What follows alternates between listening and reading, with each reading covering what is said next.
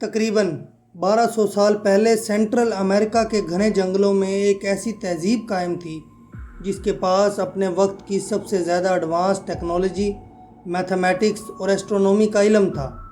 یہ تھے مایا امپائر کے لوگ۔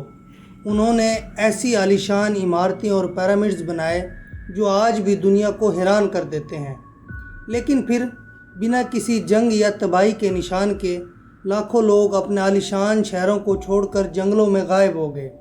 آخر 9ویں سینچری میں اس عظیم امپائر کے ساتھ ایسا کیا ہوا؟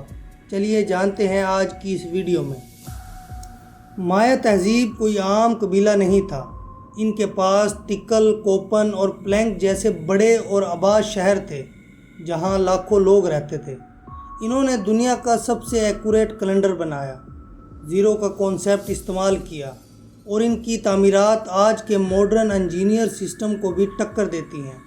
ان کے پاس پینے کے پانی کو سٹور کرنے اور کھیتی باڑی کے لیے ایسی مشہور ٹیکنیکس تھی جو انہیں اپنے وقت سے بہت آگے لے جاتی تھی۔ لیکن 1800 AD کے قریب کچھ ایسا ہوا جس نے اس پوری ایمپائر کی بنیادوں کو ہلا کر رکھ دیا۔ ایک ایک کر کے مایا کے یہ شاندار شہر خالی ہونے لگے۔ لوگ اپنی زمین، اپنے گھر اور اپنے ٹیمپلز کو ویسے ہی چھوڑ کر چلے گئے۔ کوئی نہیں جانتا تھا کہ یہ لوگ کہاں گئے۔ صدیوں تک یہ عظیم شہر گھنے جنگلوں کے اندر چھپے رہے اور دنیا انہیں بھول گئی۔ آخر اتنی بڑی تہذیب ایک دم سے کیسے ختم ہو گئی؟ تاریخ دانوں اور سائنسدانوں نے جب اس پر ریسرچ کی تو انہیں پتہ چلا کہ اس تباہی کی کوئی ایک وجہ نہیں تھی۔ سب سے بڑی وجہ بنی میگا ڈراؤٹ، یعنی صدیوں کا سب سے خوفناک خشک سال۔ مایا لوگوں نے ضرورت سے زیادہ درخت کاٹے تھے، جس کی وجہ سے موسم بدل گیا اور رین سسٹم کا پیٹرن کمپلیٹلی تباہ ہو گیا۔ پانی اور کھانے کی کمی نے شہروں کے درمیان جنگیں شروع کر دی اور پورا سسٹم کولیپس ہو گیا۔